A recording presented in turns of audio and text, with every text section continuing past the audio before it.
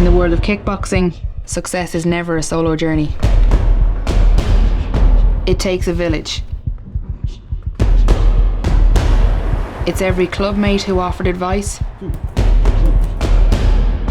wished me luck, held a pad for me, ran alongside me on grueling road sessions. Kickboxing is truly the hurt business. Prepping for fights demands discipline and sacrifice like no other.